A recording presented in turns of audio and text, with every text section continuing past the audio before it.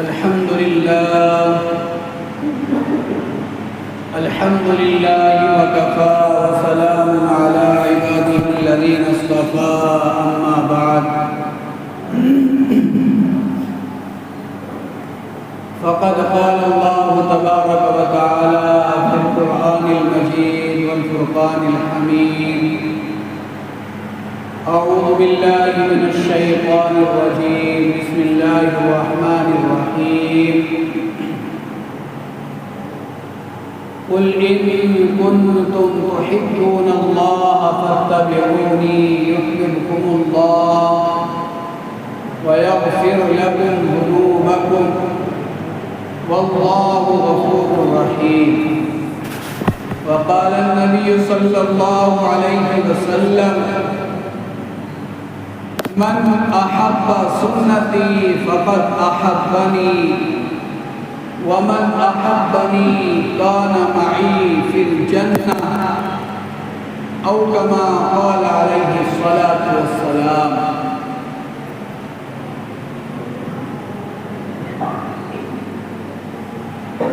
ہم نے ہر دور میں تقدیس رسالت کے لیے وقت کی تیز ہواؤں سے بغاوت کی ہے، توڑ کر سلسلہ رسم سیاست کا فسو ایک فقط نام محمد سے محبت کی ہے۔ میرے محترم بزرگوں، نوجوانوں، عزیز ساتھیوں، اللہ رب العزت کا بے انتہا احسان اس کا کرم ہے کہ اس پاک پروردگار نے ہم سب کو ایمان کی دولت دی اور مزید کرم یہ ہوا کہ اس پاک پروردگار نے ہم سب کو جناب رسول اللہ صلی اللہ علیہ وسلم کی امت میں پیدا فرمایا۔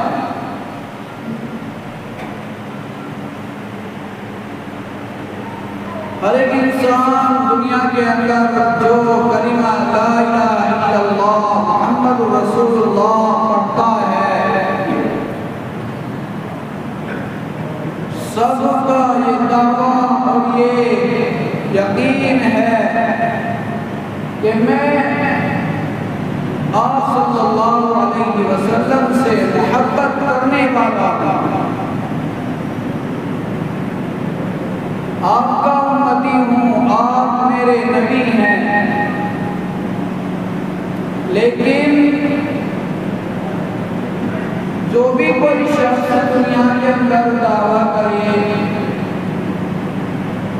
تو اس دعوے کے اوپر دلیل تو دینی پڑے گی،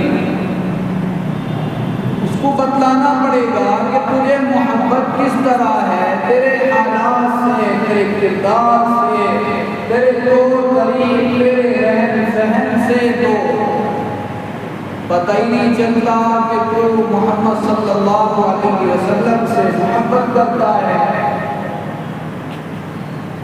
اگر محبت کرتا تو دعوے کی یا نعرے کی ضرورت نہ پڑتی۔ تیرا حلیہ، تیرا لباس، تیرا چہرہ، تیری سیرت، تیرے صورت، تیرے اخلاق، تیرے کردار، تیری تربیت خود بدلا دیتی کہ تو کس کی پیروی کر رہا ہے۔ اللہ تعالیٰ نے قرآن کریم کی آیت کے اندر ارشاد فرمایا قُلْ إِن كُنتُمْ تُحِبُّونَ اللَّهَ فَاتَّبِعُونِي يُحْبِبْكُمُ اللَّهُ۔ اے پیغمبر آپ فرما دیجئے کہ اگر تم اللہ کی محبت چاہتے ہو، پیار چاہتے ہو، عشق چاہتے ہو، زندگی چاہتے ہو تو تمہیں میری پیروی کرنی پڑے گی، آپ صلی اللہ علیہ وسلم کے طریقوں پر زندگی گزارنی پڑے گی۔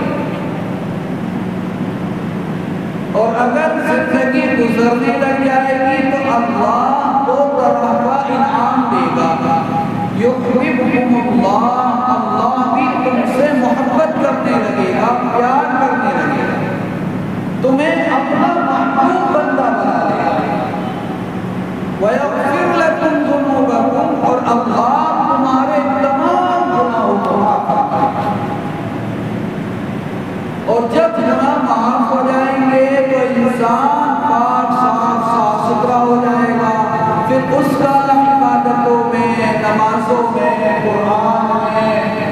کانوں میں طبیعت لگنے لگے گی، دل لگنے لگے گا، گناہوں سے نفرت ہو جائے گی، اللہ اس کے دل میں نیکیوں کی محبت ڈالتا ہے۔ اور جب اللہ محبت کرے گا تو حدیث پاک کے اندر آتا ہے کہ اللہ جب کسی بندے سے محبت کرتا ہے تو اعلان کرتا ہے جبرائیل میں فلاں بندے سے محبت کرتا ہوں، تم بھی اس سے محبت کرنے لگ جاؤ۔ جبرائیل امین آسمانوں پر اعلان کرتے ہیں کہ اے فرشتوں کی جماعت، تم سب کے سب فلاں بندے سے محبت کرنے لگو، کیونکہ اللہ فلاں بندے سے محبت کرتا ہے۔ تمام کے تمام فرشتے اس بندے سے محبت کرنے لگتے ہیں، اور اللہ دنیا کی ہر ایک مخلوق کے دل میں اس بندے کی محبت ڈال دیتا ہے۔ دنیا کے چرند پرند درند انسان اس اللہ کے نیک بندے سے محبت کرنے لگتے ہیں، اور جس بندے سے اللہ بغض کرتا ہے، نفرت کرتا ہے، تو اللہ یوں کہتا ہے جبرائیل میں خدا سے بغض اور نفرت کرتا ہوں، تو بھی اس سے نفرت کرنے لگ جا۔ تمام آسمان والوں پر اعلان کیا جاتا ہے کہ تم سب کے سب اس سے نفرت کرنے لگو۔ تمام آسمان والے اس سے نفرت کرنے لگتے ہیں۔ پھر زمینوں پر اعلان کیا جاتا ہے کہ زمین کی تمام مخلوقات اس سے بے انتہا نفرت کرنے لگے۔ جب خالق ہی ناراض ہو گیا تو مخلوق کیوں نہ ناراض ہو؟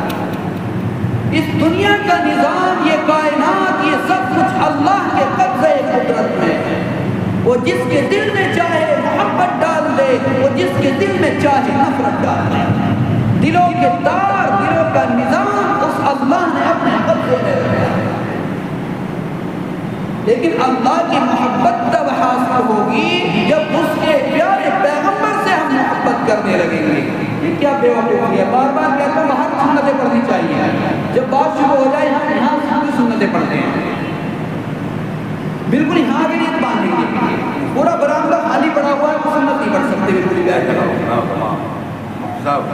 پانچ منٹ سنت کے لیے دیکھ لو بعد میں یہی کہنی ہے، دو منٹ اوپر ہو جائے باہر آنا، 5 منٹ ٹائم دو، بعد میں کوئی بات نہیں۔ دیکھ رہا ہوں پڑھتے چلتے ہیں، سارا برآمدہ سارا خالی پڑا ہو، نہ سننے پڑھنے بالکل یہاں کے لیے باندھیں گے آگے۔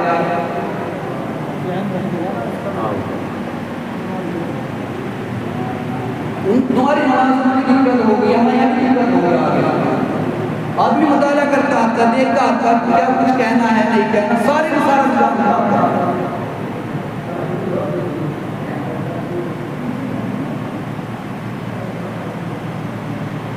لیکن اللہ کی محبت تب حاصل ہوگی جب ہم پیارے پیغمبر صلی اللہ علیہ وسلم سے محبت کرنے لگیں، آپ کے اخلاق کو اپنائیں، آپ کے کردار کو اپنائیں، آپ کی زندگی کو اپنائیں، آپ کی صورت کو اپنائیں، آپ کی سیرت کو اپنائیں۔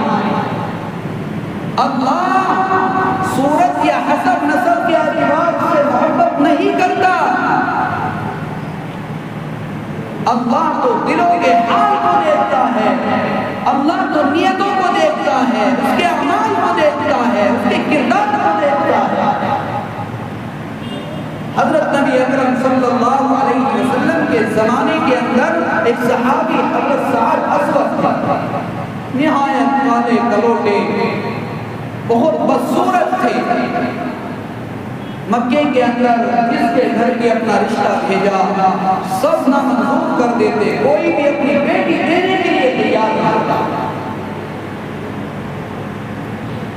آپ صلی اللہ علیہ وسلم کی خدمت میں آئے اور آ کر کے عرض کیا اللہ کے رسول، کیا مجھے میرا یہ جسم، میرا یہ چہرہ جنت میں جانے سے بھی روک دے گا؟ فرمایا اے سعد، کیا تو اللہ اور اس کے رسول پر ایمان نہیں رکھتا؟ کیا تجھے اللہ اور اس کے رسول سے محبت نہیں ہے؟ فرمایا اے اللہ کے رسول، میرا جسم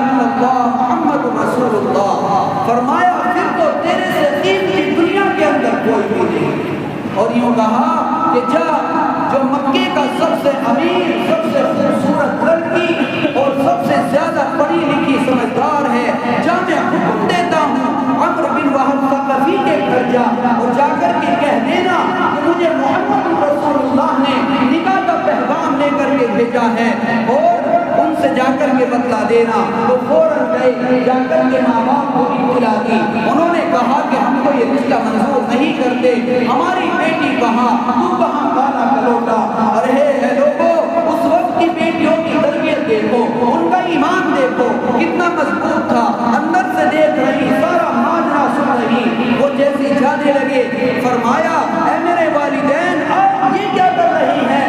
یہ محمد رسول اللہ کا غلام ہے، محمد کا بھیجا ہوا ہے، اگر آپ اس کو واپس کر دیں گے تو تمہارے خلاف اللہ کی طرف سے وحی آ جائے گی اور آپ کی زندگی تباہ و برباد ہو جائے گی۔ میں کتنی ہی خوبصورت ہوں، میں کتنی ہی پڑھی لکھی ہوں، میں کتنی ہی سمجھدار ہوں، لیکن میرا سارا کا سارا وجود، ساری خوبصورتی، ساری دکھائی پڑھائی، ساری دولت، سارا خاندان محمد رسول اللہ کے حکم کے آگے قربان ہے۔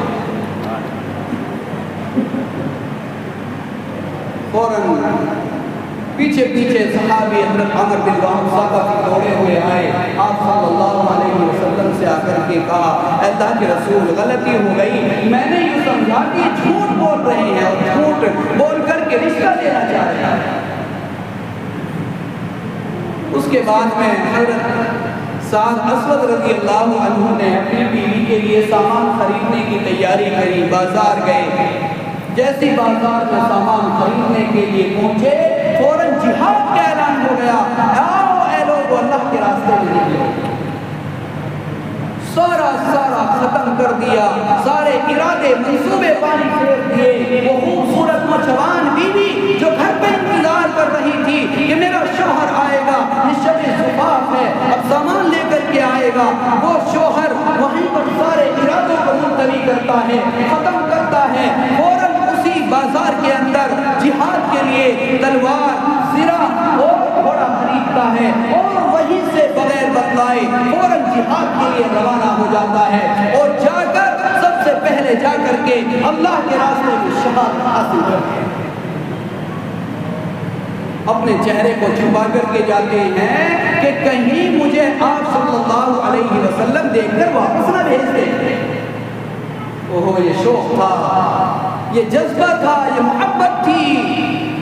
نہ گھر دیکھا، نہ بار دیکھا، نہ بیوی دیکھی، نہ وہ خیالات دیکھے، نہ وہ جو اندر دبکے ہوئے اظہارات تھے جو بیوی سے کرنے تھے، سب کو ختم کر دیا۔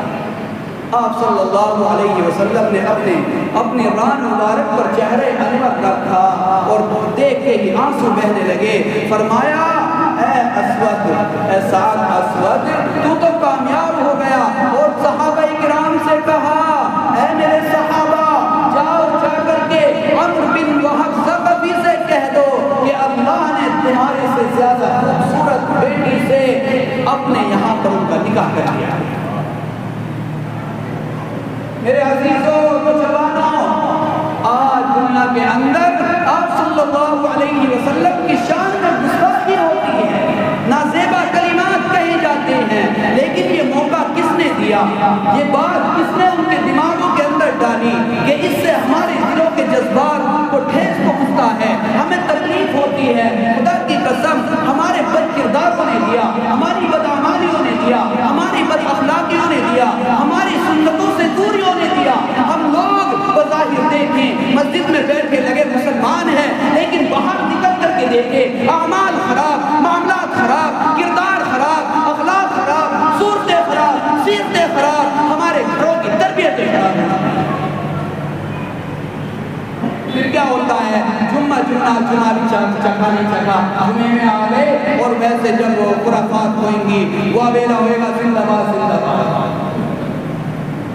تو اللہ کے بندو، اگر جواب دینا ہے اپنے اعمال کے ذریعے ڈرائیے۔ اللہ اعمال کا رعب ڈالتا ہے، زبان کا رعب نہیں ڈالتا۔ اللہ کے نبی صلی اللہ علیہ وسلم ارشاد فرماتا ہے کہ 3 قسم کے لوگوں سے اللہ محبت کرتا ہے۔ ایک وہ لوگ جو جھوٹ بول ہماری کوئی بات خالی نہیں جاتی، ایسی مذاق کی ہو یا سیریس کی ہو، جھوٹ میں جھوٹ ہو۔ دوسرا وہ شخص ہے جو سیدھے ہاتھ سے صدقہ کرے اور اسے کو پتہ بھی نہ چلے، ہر حال میں اللہ کی راہ میں صدقہ کرتا ہے۔ اور تیسرا وہ شخص جو کسی کی امانت میں خیانت نہ کرتا ہو، کسی نے کوئی سامان دے دیا اس کو استعمال کیے بغیر اس کو واپس کر دیا۔ صحابہ کرام نے کتنی محبتیں کی ہیں آپ صلی اللہ علیہ وسلم، وہ جماعت تھی جس کو اللہ تعالیٰ نے اپنے پیغمبر کے لیے منتخب کیا اور اس کو نمونہ بنایا قیامت تک آنے والے لوگوں کے لیے۔ ہم لوگوں کی زندگیاں بالکل خالی ہیں، خدا کی قسم اگر ٹٹول کر کے دیکھیں تو اکثر لوگوں کو یوں نہیں پتہ چلتا کہ ہم کس کی امت میں ہیں، زندگی میں دنیا میں آنے کا مقصد کیا ہے، کرنا کیا ہے۔ اسی لیے ہماری بہن بیٹی ہم سے دور ہوتی جا رہی ہیں، دور جا رہی ہیں، کیونکہ ان کو ماحول اسلامی نہیں ملا، تعلیمات اسلامی نہیں ملی، ماں کی گود اسلامی نہ ملی۔ گود کے اندر رکھ کر کے مائیں گانے دیکھتی ہے، ٹی ویاں دیکھتی ہیں، خرافات دیکھتی ہیں، تو وہی اثرات ان کی زندگیوں کے اندر ہیں۔ جب ماحول اسلامی نہیں ملتا پھر خاک پڑے، کوئی کہاں جا رہا ہے کوئی کہیں جا رہا ہے، اس سے پتہ نہیں چلتا۔ حضرت بلال حبشی رضی اللہ عنہ بہت پالے گلے کے غلام ہیں، حضرت ابو بکر صدیق رضی اللہ عنہ نے آپ کو خرید کر کے آزاد کیا۔ جب آپ صلی اللہ علیہ وسلم کی وفات ہوئی تو ارادہ کیا کہ یہاں سے چلا جاؤ مدینے سے، سب کے سب صحابہ وہاں سے چلے گئے، کوئی شام کوئی عراق، اسلام کی تعلیم کے لیے۔ حضرت ابو بکر صدیق نے کہا کہ آپ یہیں رکیں اور اذان کیا کریں۔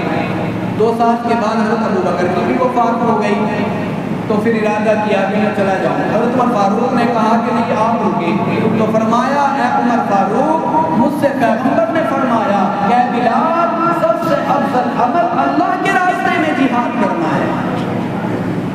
جن 2 اماموں کے لیے میں اذان دیتا تھا وہ دنیا سے چلے گئے، حضرت ابو بکر نے مجھے خرید کر کے آزاد کیا، میں ان کا احسان زندگی بھر نہ بھولوں گا، لیکن اب میں یہاں پر نہیں رہوں گا۔ دمشق ملک شام چلے گئے، وہاں پر رہے، تو ایک دن خواب میں اللہ کے رسول کی زیارت ہوئی اور فرمایا ہے بلال ایسی بھی کیا جفا ہو گئی کہ ملنے بھی نہیں آتے۔ اٹھے اور بہت غمگین پریشان، آنکھوں میں آنسو، سفر سے آئے، آ کر کے آپ صلی اللہ علیہ وسلم کے قبر پر حاضری دی، اور حاضری کے بعد حضرت حسن حسین کو گلے لگایا، بوسہ دیا، فرمایا حضرت حسن حسین نے کہ اے حضرت بلال آپ آج صبح کی اذان دے دیں۔